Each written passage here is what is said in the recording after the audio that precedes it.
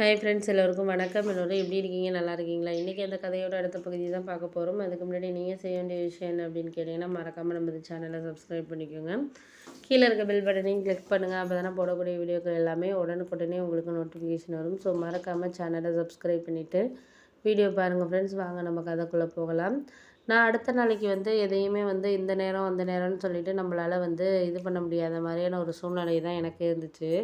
ஏன்னா ஒரு விஷயத்த நம்ம சொல்கிறோம் அப்படின்னா அதை எடுத்துக்கிட்டு போகிறதுக்கான டைமுங்கிறது நம்மளுக்கு வேணும். அப்படி இருந்தால் மட்டும்தான் அது நம்மளுக்கு சரியான ஒரு இதாக இருக்கும். அது சரியில்லை அப்படின்னா நம்மளால் அந்த நேரத்தில் எதையுமே செய்ய முடியாத மாதிரியான ஒரு சில சூழ்நிலைகள் தான் இருக்கும் அப்படின்னு சொல்லலாம்.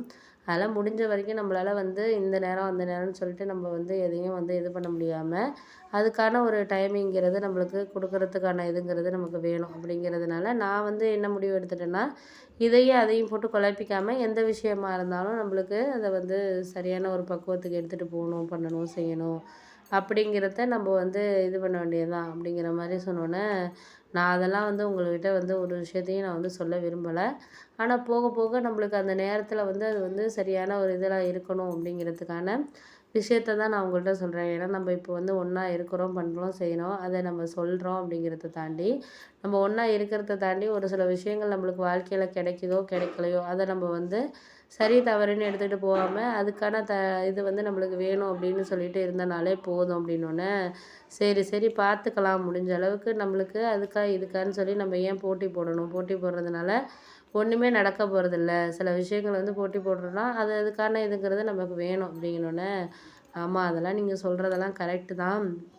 அந்த நேரத்துக்கு அது சரியாக இருக்குது, சரியாக இல்லை அப்படின்னத தாண்டி அது சரியான விஷயமா தான் இருக்கும் அப்படின்னு சொல்லிட்டு நம்ம நம்புவோம். அப்படி நம்பினோன்னா எதாக இருந்தாலும் கரெக்டாக இருக்கும் அப்படின்னு சொல்லிட்டு நம்பலாம். சரி விஷயங்களை நம்ம வெளிப்படையாக பேசுகிறதுக்கு ஈஸியாக இருக்கும். ஆனால் அது அவங்கவுங்க சூழ்நிலையிலேருந்து பார்க்குறப்போ கண்டிப்பாக அது கொஞ்சம் இதாக தான் இருக்கும், காம்ப்ளிகேட்டடாக தான் இருக்கும். அதை நம்ம முடிஞ்ச அளவுக்கு என்ன விஷயமோ அதை முடிஞ்ச அளவுக்கு நம்ம பார்ப்போம், பண்ணுவோம் அப்படின்னோடனே சில விஷயங்கள் கொஞ்சம் கம்மியான விஷயத்த வாழ்க்கையில் எடுத்துகிட்டு போகிறதுக்காக இருக்கட்டும், எதாக இருந்தாலும் இருக்கட்டும், முடிஞ்ச அளவுக்கு நம்மளால் சரியான ஒரு இது மட்டும் நம்மளுக்கு பார்த்துக்கலாம் அப்படின்னு சொல்லிட்டு நான் இருந்தேன்.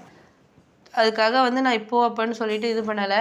சரி பார்ப்போம் அப்படின்னு சொல்லிட்டு இருந்தேன். அதுக்கப்புறம் 2-3 நாளைக்கு அப்புறம் அம்மா ஊர்லேருந்து சொன்னாங்க, இது மாதிரி நான் உனக்காக சொல்கிறேன், நான் அந்த விஷயத்த நீ ஏற்றுக்கிற மாதிரி எனக்கு தெரியல, ஏற்றுக்கிட்டேன்னா அது சரியாக இருக்குமா என்னன்னு தெரியலை, அதனால் முடிஞ்ச அளவுக்கு ஏதாச்சும் ஒரு விஷயத்த கொஞ்சம் பார்த்துக்கிட்டு நீங்கள் முடிவெடுத்துக்கலாம் அப்படிங்கிற மாதிரி சொன்னாங்க. நான் சொன்னேன், நீங்கள் முடிவெடுக்க சொல்கிறதெல்லாம் கரெக்டு தான், ஆனால் அது நியாயமான காரணமாக இருக்கணும், எல்லாத்துக்கும் நம்மளுக்கு ஏற்றுக்கிற மாதிரியான ஒரு விஷயமா இருக்கணும். இப்போ இடத்த விற்கிறதுங்கிறது பெருசு கிடையாது, இடத்த விற்றாலும் அதுக்கான ஒரு இதுங்கிறது நமக்கு இருக்கணும். அப்படி இருந்தால் மட்டும்தான் நம்மளால் எதாக இருந்தாலும் பண்ண முடியும், செய்ய முடியும் அப்படின்னோடனே, அதெல்லாம் கரெக்டு இல்லைங்கள, இருந்தாலும் நம்ம எந்தெந்த சூழ்நிலைக்கு எதையும் நம்ம யோசிச்சு தான் பண்ணணும் அப்படிங்கிற மாதிரியான ஒரு சில சூழ்நிலைகள் நம்ம வாழ்க்கையில் இருக்குது. அதை நம்ம புரிஞ்சுக்கிட்டு நம்ம வாழ்க்கையை நகர்த்திக்கிட்டோனாலே போதும் அப்படிங்கிற மாதிரி இது பண்ணேன்.